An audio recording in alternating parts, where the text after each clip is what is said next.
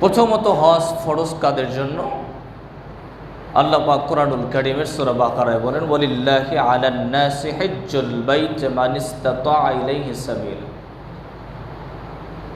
আমি বলেছিলাম আল্লাহ পাক কোরআনে বলেন যে আল্লাহ পাক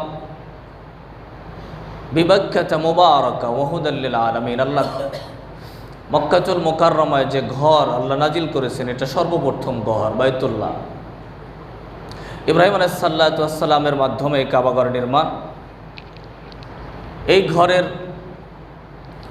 হজ কারা করবে? আল্লাহ বলে যাদের সামর্থ্য আছে, এক কথায় যারা এই বাইতুল্লায় যাওয়ার আসার সামর্থ্য রাখেন তাদের উপরে এই হজ ফরজ। স্পষ্ট কোরআন বলে, ওয়ালিল্লাহি আলান নাসি হিজ্জুল বাইত মান ইসতাতা ইলাইহি সাবিলা। যারা বাইতুল্লায় যাওয়া আসা এবং সেখানের খরচ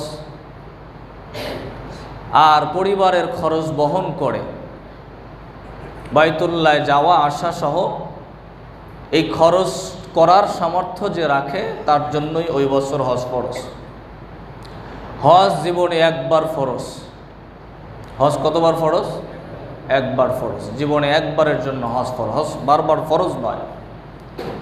কিন্তু যখনই যার এই সামর্থ্য হয়ে যাবে তখনই তার উপরে হজ ফরজ, এটা বিলম্ব না করাই উচিত।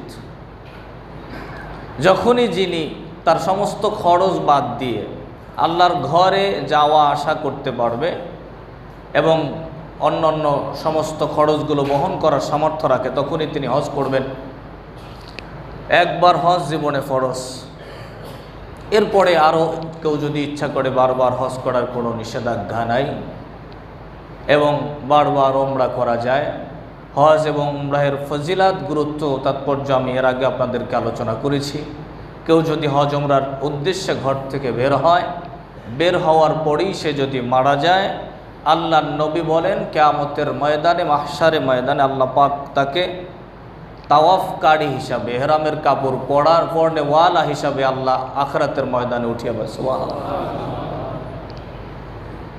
এটা একটা ছোট্ট ফজিলাতের একটা সামান্য হাদিসের অংশ বিশেষ।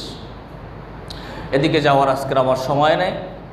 তো হজ যদি কেউ করে, হজের বিধিবিধানকে যদি কেউ মেনটেন করে চলে, আল্লাহ যদি তার হজ কবুল করেন, সে মানুষটা ফিরে আসে এমনভাবে যে সবে মাত্র সে তার মায়ের গর্ভ থেকে ভূমিষ্ঠ হওয়া সন্তান যেমন নিষ্পাপ থাকে, ঠিক তেমন ওই বান্দাটা নিষ্পাপ হয়ে যায়। সুবহানাল্লাহ। কিন্তু শর্ত হলো যে আল্লাহর বিধানকে সঠিকভাবে মানা।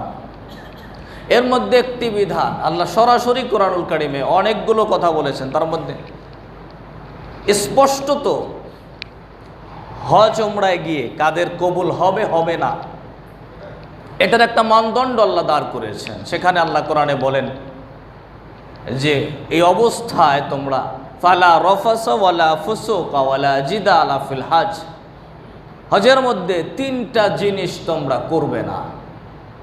আল্লাহর কোরআন বলে তিনটা জিনিস করবে না। একটা ফালা রফাস, রফাসা হলো অশ্লীল কাজ, ফাহেসা কাজ।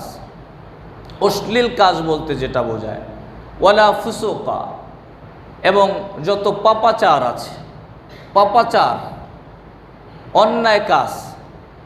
এরপরে আল্লাহ আলাদাভাবে বলেন ওয়ালা জিদালা,